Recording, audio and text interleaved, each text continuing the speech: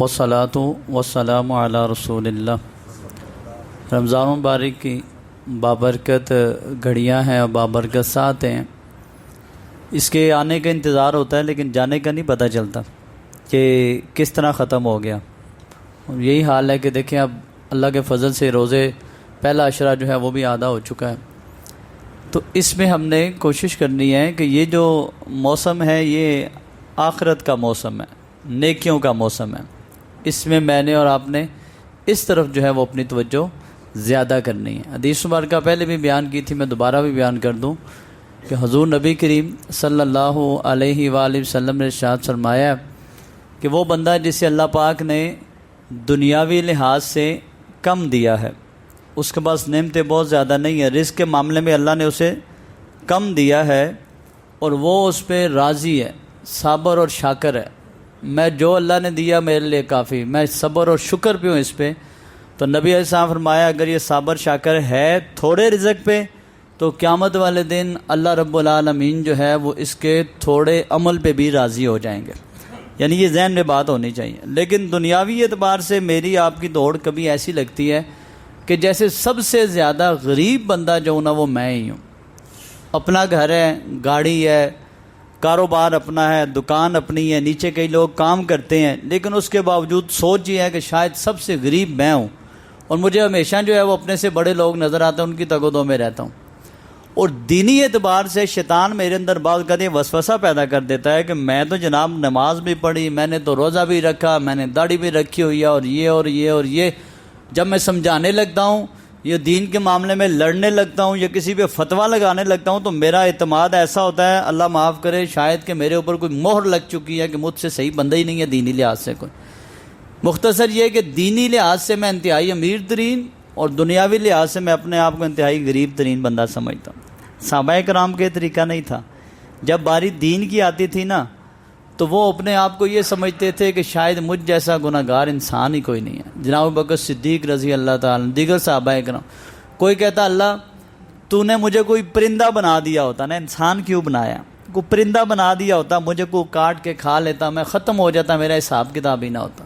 کوئی کہتا مالک تو نے مجھے تنکا کیوں نہیں بنا دیا زمین کا، اے کاش کہ میں تنکا ہوتا جس کی کوئی وقت اور حیثیت نہ ہوتی تو میرا یہ حساب کتاب والے معاملات نہ ہوتے۔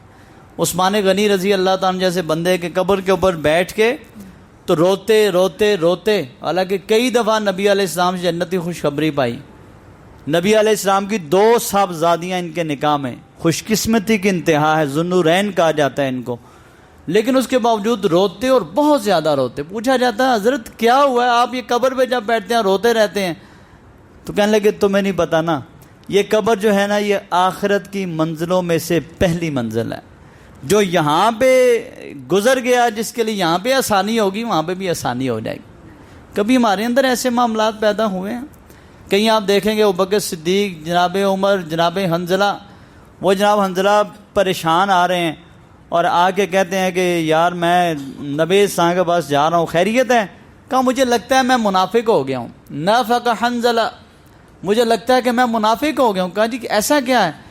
کہ جب نبی علیہ السلام کی خدمت میں حاضر ہوتے ہیں کیفیت کچھ اور ہوتی ہے، آپ کی بارگاہ میں بیٹھے ہوتے ہیں تو دل کی کیفیت، ایمان کی کیفیت کچھ اور ہے، جو ہی وہاں سے اٹھتے ہیں بیوی بچے کام کاج میں لگتے ہیں تو وہ کیفیت نہیں رہتی جو نبی علیہ السلام کے پاس ہوتی ہے۔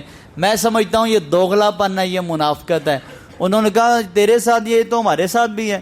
وہ بھی چلے گئے اور نبی علیہ السلام کی خدمت میں جا کے اپنا عذر پیش کیا۔ آپ صلی اللہ علیہ وسلم فرمایا اللہ کے بندو، ایمان جو ہے نا وہ اسی چیز کا نا، کبھی ایمان اوپر ہوتا ہے کبھی نیچے ہوتا ہے، کبھی اوپر ہوتا ہے کبھی نیچے ہوتا ہے۔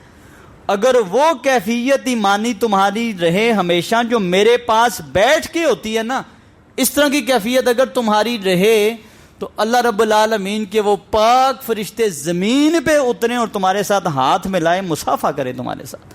لیکن فرمایا ایسا ہو نہیں سکتا، اوپر نیچے کیفیات ہوتی رہتی ہیں۔ یہ کس لحاظ سے بات کر رہا ہوں؟ وہ اپنے آپ کو کوئی سمجھتا ہے میں منافق ہوں، کوئی سمجھتا میرا عمل پتہ نہیں کیا ہے، کوئی سمجھتا پتہ نہیں مجھے جنت ملے گی نہیں، کوئی سمجھتا پتہ نہیں جہنم سے چھٹکارا ہوگا کہ نہیں۔ اچھا ہمارے اور صحابہ کرام کے سوال بھی الگ ہیں۔ صحابہ کرام کی پوری کتاب لکھی جا چکی ہے اس پہ۔ صحابہ کرام نبی صاحب سے پوچھتے حضور کوئی ایسا عمل بتائیں نا جس سے جہنم سے آزادی مل جائے، کوئی ایسا عمل بتائیں نا کوئی ایسی نیکی جس سے جنت میں چلا جاؤں، کوئی افضل ترین عمل بتائیں حضور، کوئی نیکی کا کام تھا جس سے اللہ خوش ہو جائے۔ ہمارے سوال ہی کچھ اور ہوتے ہیں۔ تو صحابہ اکرام اپنے آپ کو دینی لحاظ سے انتہائی غریب سمجھتے تھے، جبکہ قرآن نے اسی وجہ سے، اللہ پاک نے قرآن میں فرمایا کہ رضی اللہ عنہم ورضوا عنہ، اللہ ان سے راضی ہے اور وہ اپنے اللہ سے راضی۔ ان کے معاملات کو جس طرح سے ہوتے تھے۔ آخری بات یہ ہے میرے پاس کہ دینی لحاظ سے دو باتیں میں یہ بھی کرنا چاہتا ہوں کہ جو غریب بندے ہوتے تھے نا، ان کے بارے میں یہ ہے کہ نبی علیہ السلام نے ایسے ایک دفعہ اپیل کی تو ایسے جناب ڈھیر لگ گیا مال کا۔